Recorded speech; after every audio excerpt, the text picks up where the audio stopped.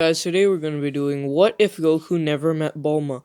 So instead of Bulma running over a kid Goku and then him getting annoyed and flipping her car and getting shot in the head, and eventually Goku taking her home, instead of that happening, Bulma never meets Goku. She never runs it over him with her car, and let's just say she gets to his house with the dragon radar a few hours earlier, and she never sees Goku since he's still hunting, and she just breaks into his house, steals the 4-star Dragon Ball, and let's say she had like an orange ball on hand, and she just paints, 4 stars on it and just puts it in the place of the Dragon Ball, and she leaves.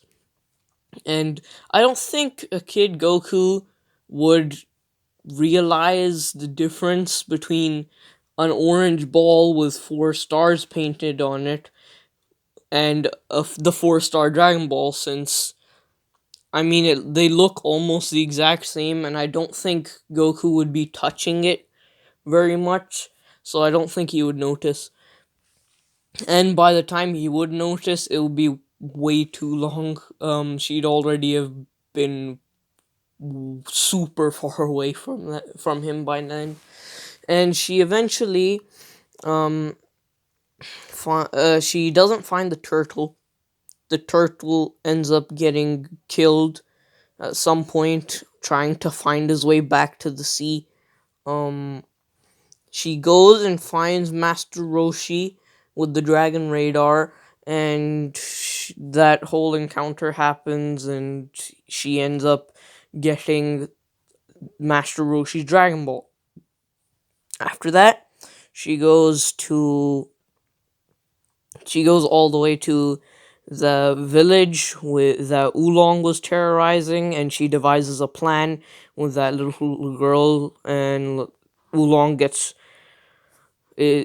fooled by the plan, and he gets captured, and he goes with Bulma, and they get a new Dragon Ball, and they're searching for the next Dragon Ball. They end up crossing paths with the Ox King, who Bulma proves she is friends with Master Roshi by showing the Dragon Ball they got from him, that Master Roshi had for a long time. And so she gets Master Roshi. He ends up using the Kamehameha and destroys the castle and the fire.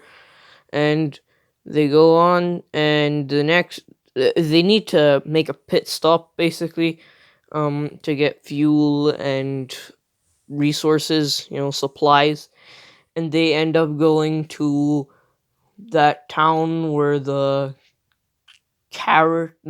rabbit mob, or whatever they were called, the rabbit gang were occupying. And since she was wearing bunny ears, she forgot to take them off. Everyone thinks she's disrespecting the rabbit gang, and so the rabbit people come, and Oolong tries to help, but he isn't much help, and Monster Carrot comes, and he ends up turning Oolong and Bulma into carrots, and he eats them. But and now all about the Dragon Balls, they're just left in their backpack, and the rabbit mob thinks, well, they're random trinkets because they don't know what the Dragon Balls are.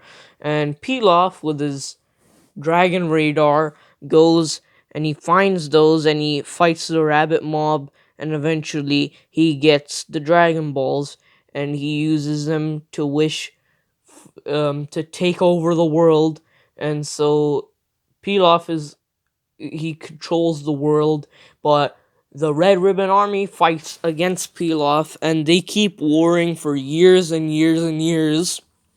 And you might be thinking, while all of this is happening, what's Yamcha doing? Since they never met Yamcha in the desert, since he wouldn't go fight a girl because he's scared of girls.